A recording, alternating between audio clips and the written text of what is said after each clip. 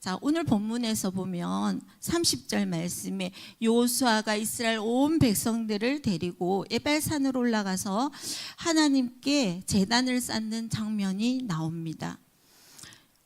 우리 30절 그때 보면 그때라는 말씀이 나오는데 하나님께 예배하는 그때가 언제일까요?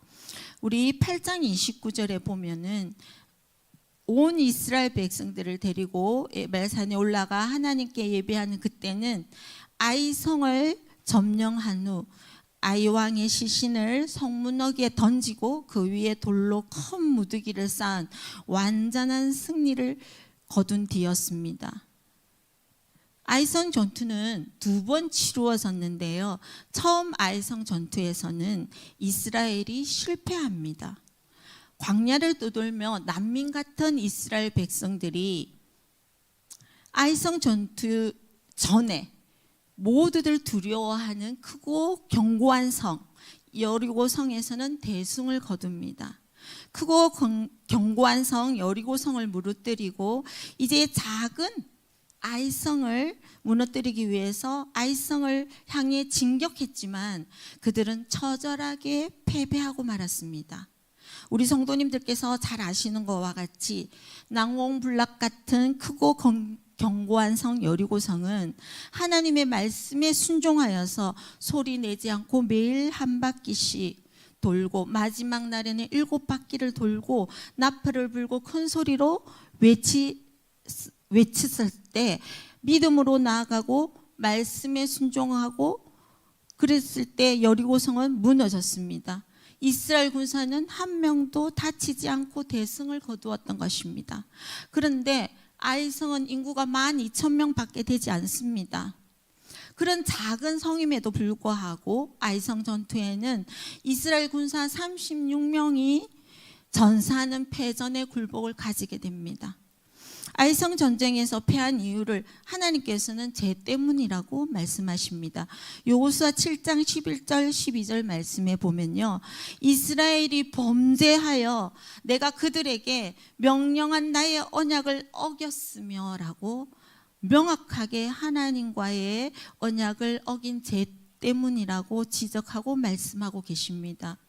여리고 전투에서 모든 것을 진멸하라는 명령은 가나안 땅에 가득한 음란과 우상과 죄악에 물든 모든 것들을 하나님께서는 제거하기 위함이었습니다.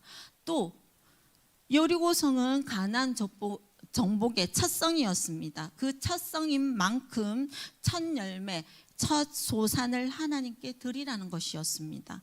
이것은 온전히 하나님께서 이끄신 전쟁이며 하나님의 전쟁에서의 승리의 표징입니다. 전쟁의 승리의 영광은 오직 하나님께만 돌려져야 하는 것입니다. 아이성의 패배는 아간의 불순종, 범죄에도 있지만 리더였던 여호수아에게도 책임이 있었습니다. 여호수아는 정탐꾼에 이길 수 있다는 보고에 그만 작은 숫자를 데리고 하나님께 기도하지 않고 하나님께 그 방법을 묻지도 않고 3,000명의 군사들을 그냥 보냅니다. 여기에서 여호수아의 교만을 엿볼 수 있습니다. 여리고성의 큰 승리 후에 영적인 민감함이 여호수아에게는 떨어졌습니다. 가나안 땅으로 향하면서 가나안 정복에 치르는 모든 전쟁은 하나님의 전쟁입니다. 제대로 군사훈련을 받지 않은 이스라엘 백성들, 광야를 떠도는 난민 같은 이스라엘 백성들이 가나안 민족들과 싸워서 이길 수 있는 방법은 하나도 없습니다. 그런데 두 번째 아이성 전투에서는 그들이 철저하게 하나님께 회개합니다. 하나님 말씀에 순종하였기 때문에 그들은 승리하게 됩니다. 하나님께서 하나님의 방법으로 전쟁을 치루어 나가실 때에 이스라엘 백성들이 해야 할 일은 하나님의 말씀에 귀를 기울이고 하나님의 말씀을 듣고 하나님 말씀대로 순종하는 것입니다. 이스라엘인 우리가 영적 전쟁에서 승리할 수 있는 것은 오직 하나님의 방법에 귀 기울이고 그대로 행하는 것뿐입니다. 순종하는 것뿐입니다. 아이성 전투를 승리로 마친 후에 이스라엘 백성과 여호수아는 승리에 취해 있지 않고 또 승리의 축배를 들지 않고 곧바로 예배의 자리로 나아갑니다. 하나님 앞으로 나아갔던 것입니다. 현 상황에서는 이 가나안 정복을 위해서는 지금 사기가 충만할 때 계속 전진하여서 앞으로 나가야 합니다. 하나님께서 이스라엘 백성들에게 이 가나안 땅을 주신다고 약속하셨기 때문에 가나안 정복을 위해서는 계속 앞으로 전쟁하면서 나아가야 하는 시점입니다. 그런데 아이성 정복 후에 오늘 본문 말씀은 여호수아가 전쟁을 스탑합니다. 모든 것을 멈추고 하나님께 나아가는 것입니다. 여호수아는 여리고 성과 아이성 전투에서 알았을 것입니다. 아이성의 실패로 깨달았을 것입니다. 이스라엘이 전쟁에서 승리하는 것은 하나님의 말씀에 순종해야 한다는 사실을, 그리고 이 모든 것은 하나님의 은혜이다는 사실을 그는 알았을 것입니다. 하나님에게는 이스라엘 백성이 전쟁에 승리하는 것이 그렇게 중요한 사안이 아닙니다. 하지만 하나님께서 중요하게 여기시는 것, 하나님께서 원하시는 것은 이스라엘 백성과의 관계 회복입니다.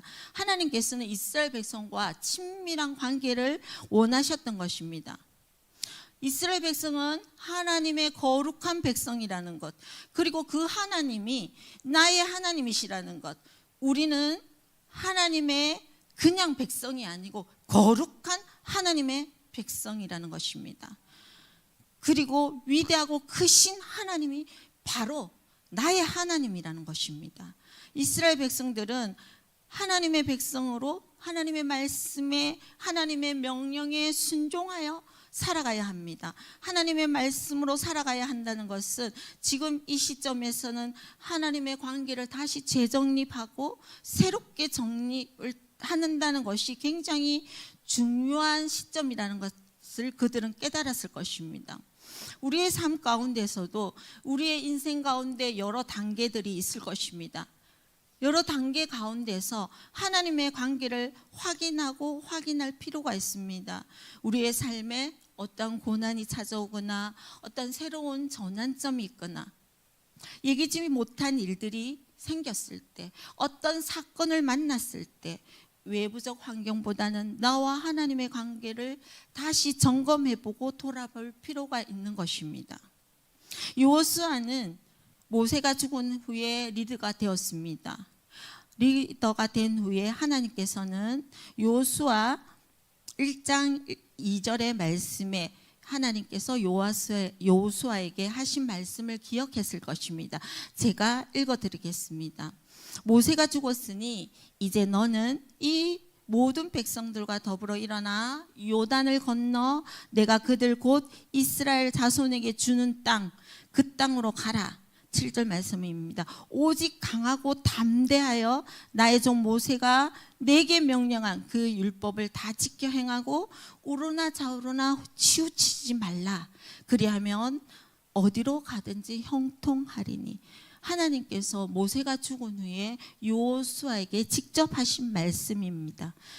모세가 이스라엘 백성에게 명령한 그 명령이 무엇인지, 모세의 율법에 기록된 것이 무엇인지 우리 신명기 27장 한번 찾아보도록 하겠습니다.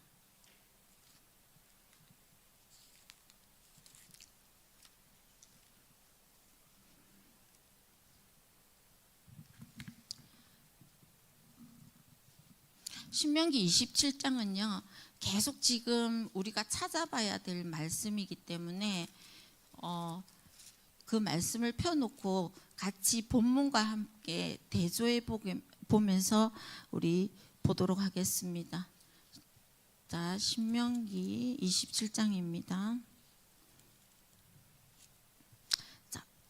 27장 1절에서부터 우리 7절까지 우리 다 같이 한번 읽어보도록 하겠습니다. 시작. 모세와 이스라엘 장로들이 백성에게 명령하여 이르되 내가 오늘 너희에게 명령하는 이 명령을 너희는 다 지킬지니라. 너희가 요단을 건너 내 하나님 여호와께서 내게 주시는 땅에 들어가는 날에는 큰 돌들을 세우고 석회를 바르라. 요단을 건넌 후에 이 율법의 모든 말씀을 그 위에 기록하라. 그리하면 내 하나님 여호와께서 내게 주시는 땅 곧 젖과 꿀이 흐르는 땅에 내가 들어가기를 내 조상들의 하나님 여호와께서 내게 말씀하신 대로 하리라.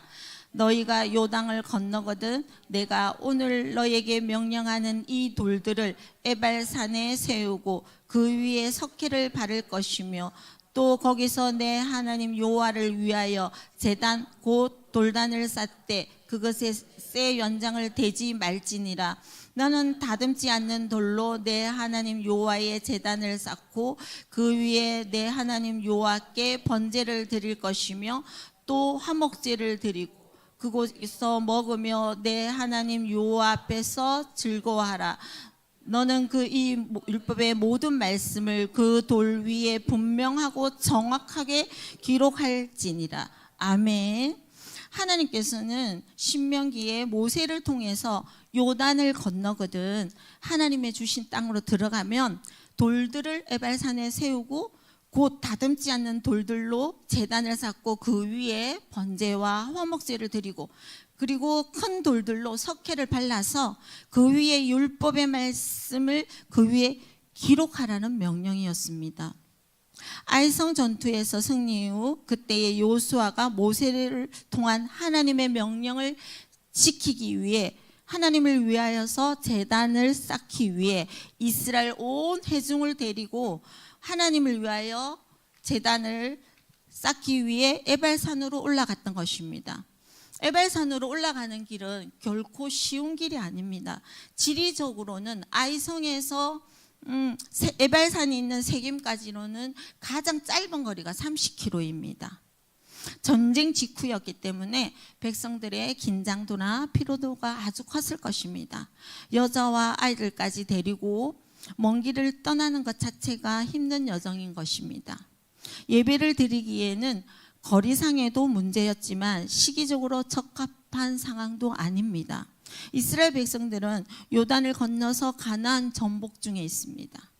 가나안이라는 전쟁터 그 한복판에서 지금 모든 백성들을 이끌고 에발산으로 향합니다. 전복 전쟁 중에 있었기 때문에 주위의 여러 국가들로 통해서 안전하지 않는 상태입니다. 언제 그 이웃 부족들과 국가들이 쳐들어올지 모르는 상황이어서 실제적으로는 가나안 정복을 빨리 하는 것이 현실적으로는 급하고 중요한 일입니다.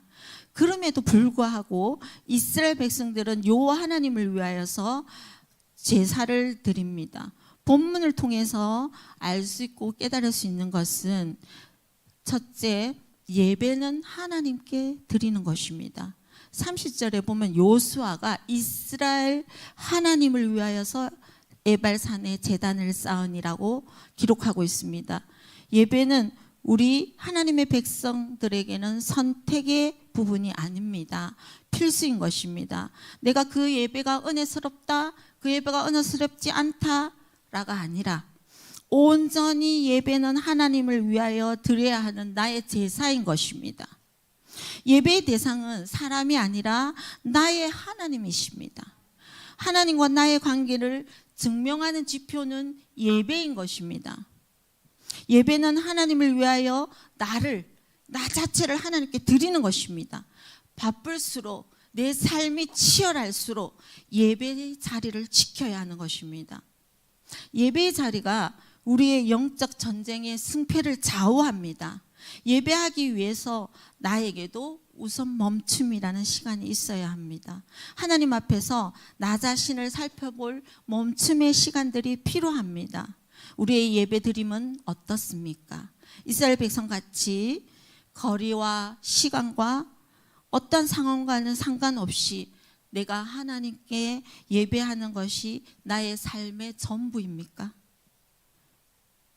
우리의 예배가, 나의 예배가 현실 문제에 부닥치면 급한 일에 밀리고 중요한 일에 밀리고 바쁜 일에 밀릴 때가 많습니다. 급한 일, 바쁜 일, 중요한 일 이제는 내려놓고 저와 여기 계신 모든 성도님들은 26년도에는 하나님의 음성에 귀 기울이고 하나님 앞에 서는 예배의 시간을 꽉 붙잡는 축복이 있기를 소망합니다. 오늘 본문을 통해서 알 수 있는 두 번째는 예배는 하나님이 원하시는 방법대로 드려야 한다는 것입니다. 예배는 하나님이 원하시는 방법대로 예배해야 한다는 것입니다. 하나님을 여호와를 위하여 에발산에 제단을 쌓는데 어떻게 쌓았는지 우리 31절 한번 읽어볼까요? 31절입니다. 본문 31절입니다. 그러면 여호수아 8장 31절입니다. 자, 다 같이 읽어볼까요? 시작. 이는 여호와의 종 모세가 이스라엘 자손에게 명령한 것과 모세의 율법책에 기록한 대로 쇠 연장으로 다듬지 아니한 새 돌로 만든 제단이라. 무리가 여호와께 번제와 한목 제물을 그 위에 드렸으며, 모세가 명령한 대로, 그리고 모세가 율법책에 기록한 대로 해야 합니다. 명령한 대로, 기록한 대로, 그 말씀은 즉 말씀대로 제단을 쌓아야 한다는 것입니다. 내 방식이 아닌 하나님의 방식으로 예배해야 합니다.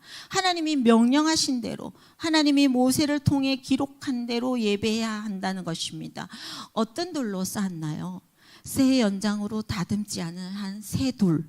다듬지 않는 돌은 즉 사람의 손길이 가지 아니한, 즉 자연석으로 제단을 쌓으려고 하셨습니다. 새 연장으로 다듬지 말라고 하신 것은 조각하거나 다듬거나 꾸미지 않는 것을 말하는데요. 이방 민족의 기술을 빌리지 않는, 그때는 이방 나라에서는 철이 굉장히 발달했습니다. 철의 기술이 발달했을 때에 하나님께서는 우상 숭배하는 그들의 죄악이 섞인 죄의 기술을 빌지 않고 다듬어지지 않고 원석 그대로의 하나님의 제단을 쌓기를 원하셨습니다.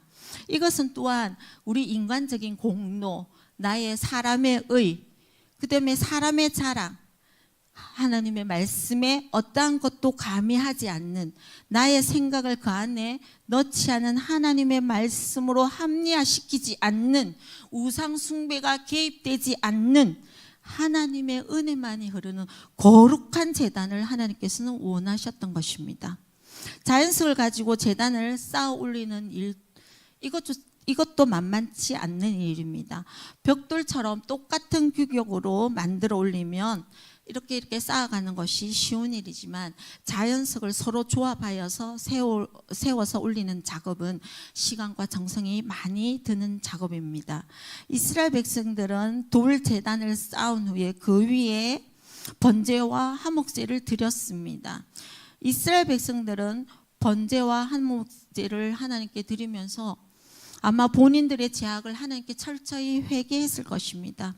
용서를 구하며 하나님의 주권을 인정하며 우리는 하나님의 백성이라는 것을, 그리고 하나님은 이스라엘의 하나님이라는 것을 예배를 통해서 그들은 선포하며 나아갔을 것입니다.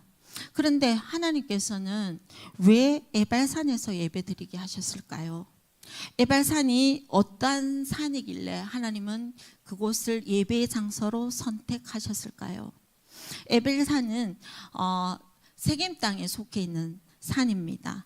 세겜 땅은 이스라엘 민족에게는 굉장히 깊은 연관이 있는 땅입니다. 아브라함이 처음으로 가나안으로 이주하여서 하나님께 제단을 쌓은 곳입니다. 하나님께서 아브라함에게 고향을 떠나서 하나님이 보여줄 땅으로 가라는 그 부르심을 받고 아브라함은 하나님의 말씀을 따라 갔는데 도착한 그곳이 세겜 땅이었습니다. 그곳에서 아브라함은 제일 먼저 하나님께 예배했습니다.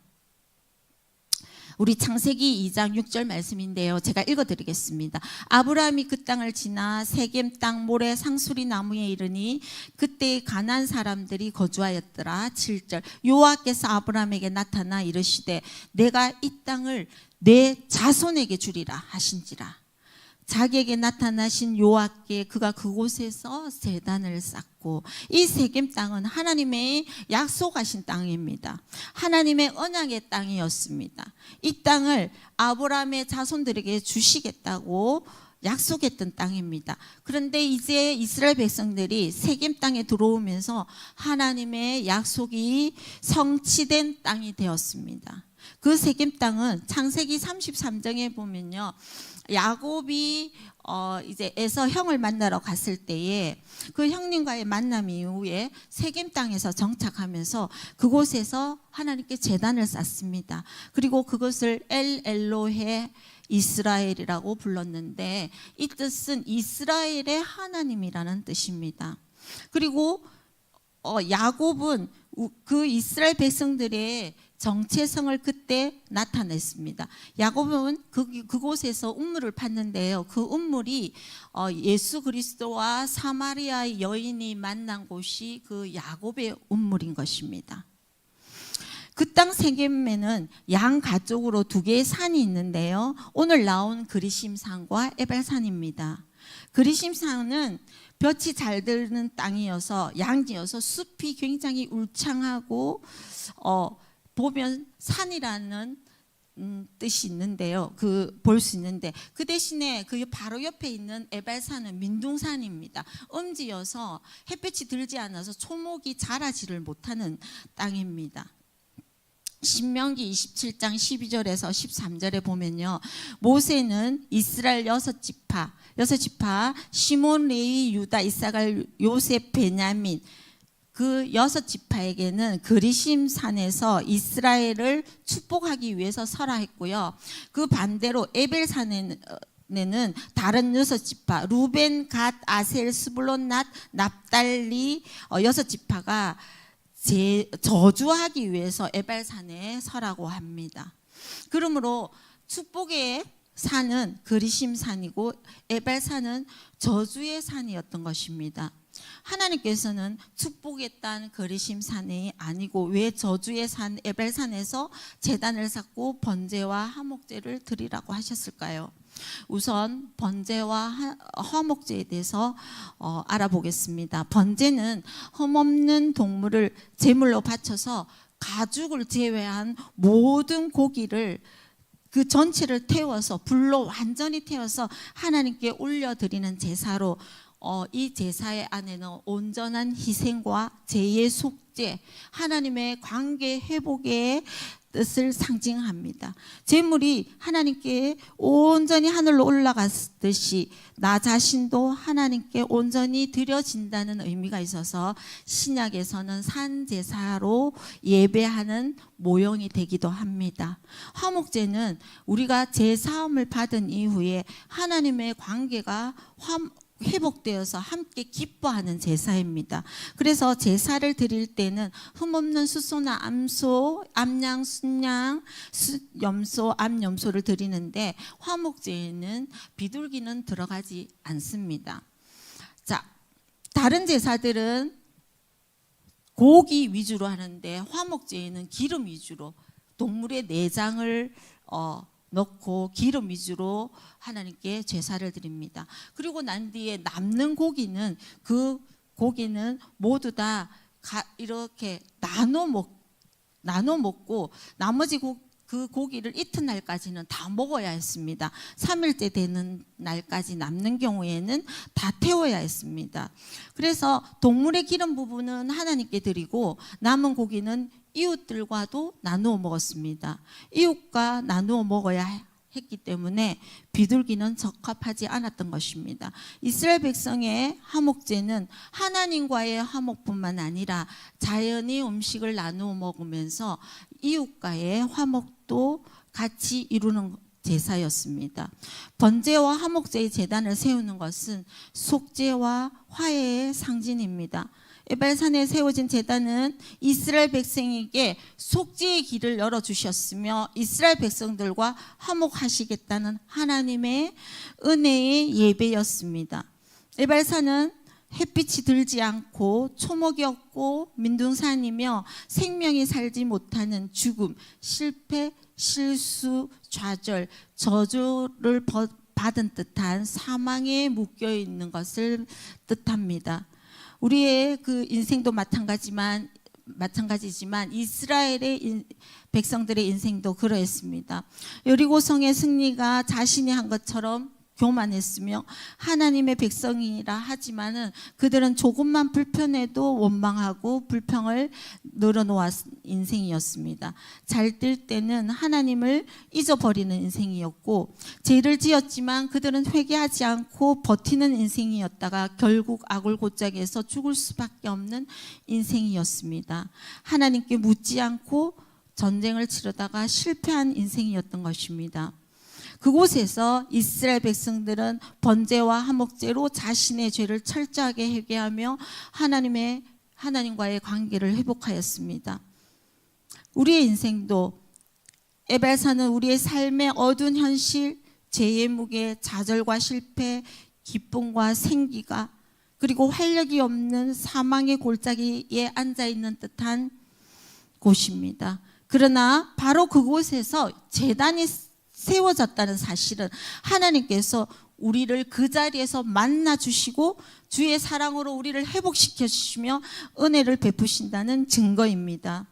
죄로 죽을 수밖에 없는 나의 인생, 험난하고 공고한 내 인생이 위해 실패와 여러 번의 실수, 좌절하는 내 인생 가운데 조금만 일에도 원망하고 불평하는 내 인생 위에 나뭇잎 하나 붙어있지 않는 내 인생 위에 생기가 없는 내 인생 가운데 떨어지는 해 같은 내 인생 가운데 민둥산 같은 에발산 같은 내 인생 위에 하나님의 제단이 세워지고 하나님의 용서가 그곳에 있고 하나님의 은혜가 그곳에 흐릅니다.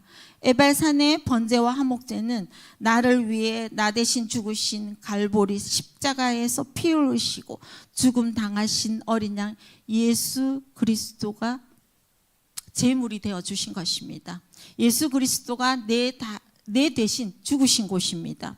내 죄악을 속죄하기 위해 죽을 수밖에 없는 내 인생 가운데 어린 양 대신 예수 그리스도가 십자가를 지시고 보혈을 흘려주심으로 날 위해서 에발산에 세워진 제단으로 나의 삶은 사망에서 생명으로 옮겨진 것입니다.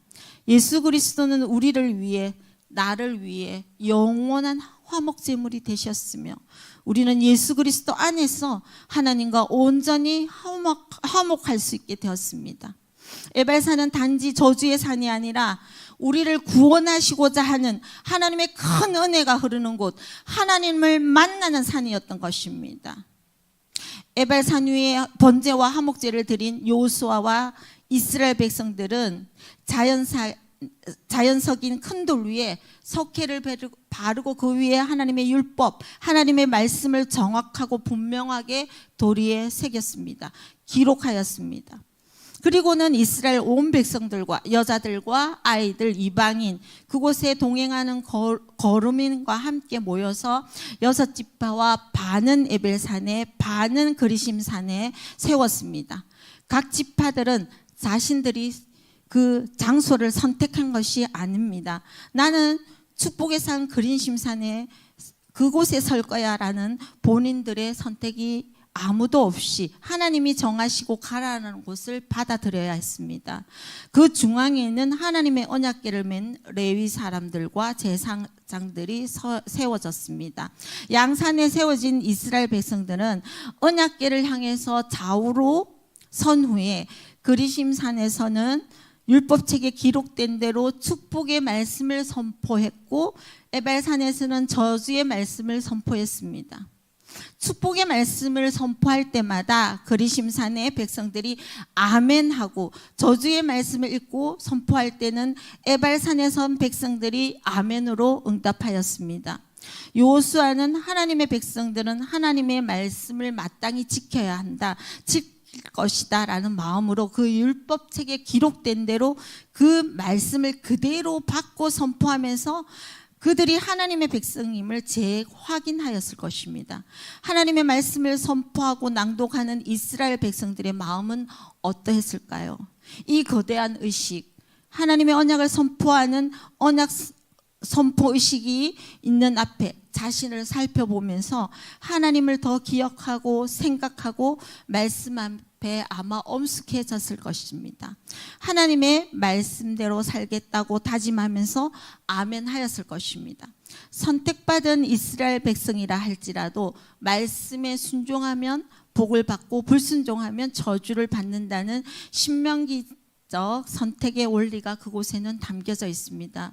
이스라엘 백성들이 서 있는 그리심산과 에발산 중심에는 언약궤가 위치하고 있습니다.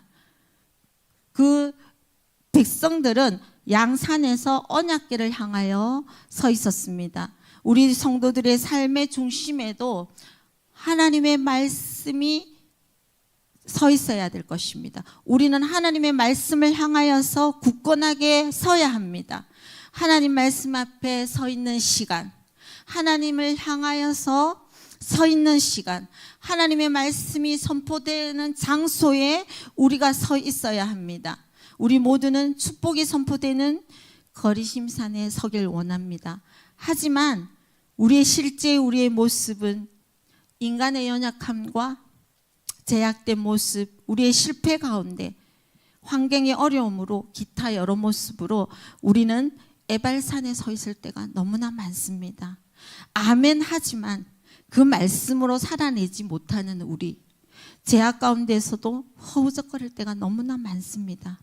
그러나 우리는 실망하거나 좌절할 수가 없습니다. 좌절할 필요가 없는 것입니다. 그 저주의 산에는 나 대신 피 흘려주신 예수 그리스도의 제단이 있기 때문입니다. 나 대신 저주를 받으시고 십자가에 달려 죽으신 어린 양 예수, 그 예수 그리스도를 믿는 자마다 영원한 저주를 받지 아니하고 저주가 축복으로 바뀌는 장소입니다. 우리는 그곳에 서 있습니다. 죽을 수밖에 없는 나이지만, 저주받아 마땅한 나이지만 보혈의 공로 의지하여 우리는 하나님 앞에 나아갈 수 있습니다. 나의 인생 자체가 에발산이지만 에발산 위에 세워진 십자가 예수 그리스도의 보혈을 의지하여 우리는 매일 하나님 앞에 서야 합니다. 죄 많은 인생 가운데 있지만 에발산 위에 세워진 그 제단으로, 에발산 위에 세워진 그 십자가의 은혜로 하나님께 나아갑니다. 나는 공로 없습니다. 예수님이 하나님께 나아가는 우리의 길이 되셔 주셨습니다. 예수님이 그 길이 되셔서 우리의 길을 만들어 주셨기 때문입니다. 그리심산은 하나님의 복으로 충만합니다. 하나님의 의도는 에발산 위 저주 가운데 있는 우리에게 온통 관심이 가 있습니다. 에발산 위에 제단을 세우신 하나님의 의도는 하나님의 백성인 우리 모두를 살리시려고, 우리에게 모두 복을 주시려고, 하나님의 자비하심, 하나님의 은혜가 흐르는 그 에발산에 우리를 세우셨습니다. 하나님의 관심은 우리가 율법을 넘어서 십자가의 그 은혜의 길, 은혜로 나아가기를 원합니다. 축복의 길로 나아가기를 원하십니다. 30절 말씀에 보면요, 그 30절 말씀에 하나님의 마음이 그대로 있습니다. 우리 30절 한번 읽어볼까요? 시작. 온 이스라엘과 그 장로들과 관리들과 재판장들과 죄송합니다. 제가 33절에 읽겠습니다. 제가 33절입니다. 시작. 온 이스라엘과 그 장로들과 관리들과 제파장들과 본토인뿐 아니라 이방인까지 여호와의 언약궤를 맨 레위 사람 제사장 앞에서 궤의 좌우에 서되 절반은 그리심산에 절반은 에발산 앞에 섰으니 이는 전에 여호와의 종 모세가 이스라엘 백성에게 축복하라고 명령한 대로 함이라. 네, 여호와의 종 모세가 이스라엘 백성에게 축복하라고 명령한 대로 함이라. 네, 하나님께서는 모든 이스라엘 백성이 말씀에 순종하여서 축복을 받게 하시려고, 복을 받게 하시라고, 이스라엘 백성들에게 복을 주시려고 그들을 부르시고 언약을 선포하게 하신 것입니다. 축복은 율법을 지키는 삶을 통해서 실현되어지는 것입니다. 축복은 말로만 주어지는 것이 아니라 우리가 회개하고 율법을 실천하고 그 율법을 실천한 말씀을 실천하는 것을 통해서 우리에게 주어지는 것입니다. 예배를 통해 하나님의 관계를 재정립하고 하나님의 음성을 들으며 하나님의 말씀에 우리의 말씀을 우리 마음판에 새기고 또한 하나님의 말씀을 우리가 낭독하고 하나님의 말씀을 들으면서 하나님 말씀 앞에 서서 또 하나님 말씀을 지킴으로 하나님께서 우리에게 주시는 복을 다 받으시는 우리 성광교회 성도님들 되시기를 주의 이름으로 축복합니다.